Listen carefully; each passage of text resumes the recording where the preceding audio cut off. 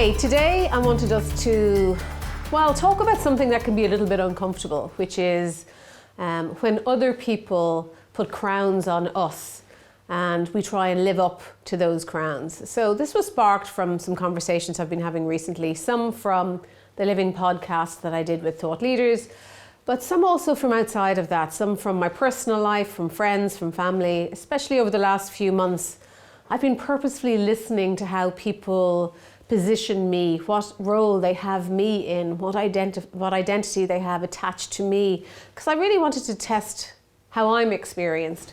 And I ask this of all the coaches that we develop through PSG and through QCC and in and out of business. I ask them to go seek living proof of who they are and how other people see and experience them. So the spark in the conversation that led me to have this conversation today with you was around some people who know me well. I thought they knew me better, but they know me well.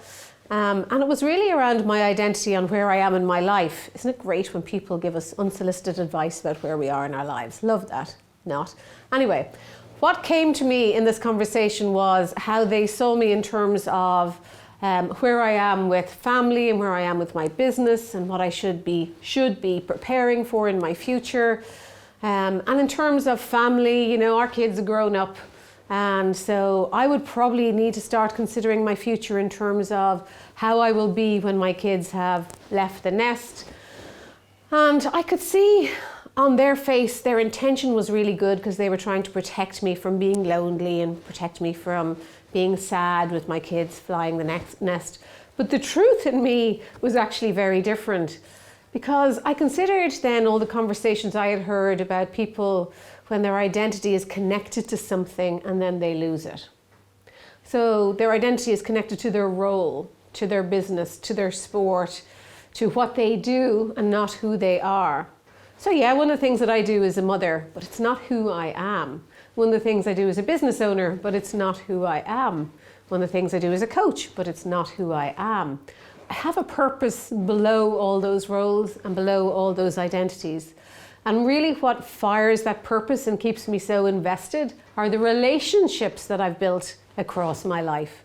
So I have amazing relationships with my children most of the time, and the truth in parenting. I have amazing relationships with friends and with family most of the time, and with clients most of the time. But ultimately, for me, it's the value in those relationships that really give me that sense of purpose. So I would rather spend time with a high value relationship that I would have in the middle of nowhere over a nice cup of tea or over a nice cup of coffee, and have really special engagement in terms of conversation and who I am, that doesn't involve my role or what I've done or being a mother or a wife or a sister or a daughter or any of those things, but just sees me, really the heart of who I am.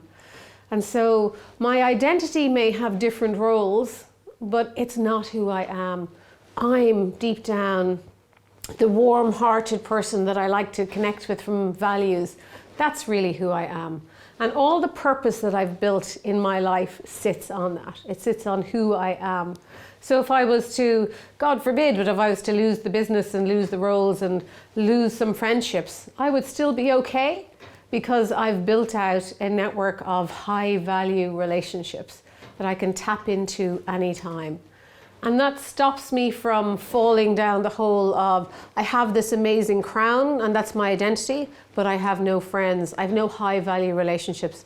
I've no one that will test my thinking. I've no one I can call in the middle of the night. I've no one, once those people have gone, that I'm going to be sat sadly by myself. I have people that are going to be there for as long as they want to be, and for as long as I want to be there with them.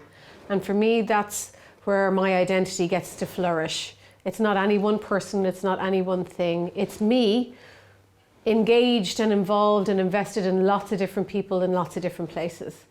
And so I'd like you to consider yourself, and we're trying to, instead of trying to avoid being lonely, why don't you put your time into designing and working on and investing in relationships that bring you value, that are long past your work role, that are outside your family, that involve many different types of people, but are there for you to lean into and show up as your true self. Because that's, for me, the value of feeling purposeful. That's why I'm here. That's what makes me feel alive.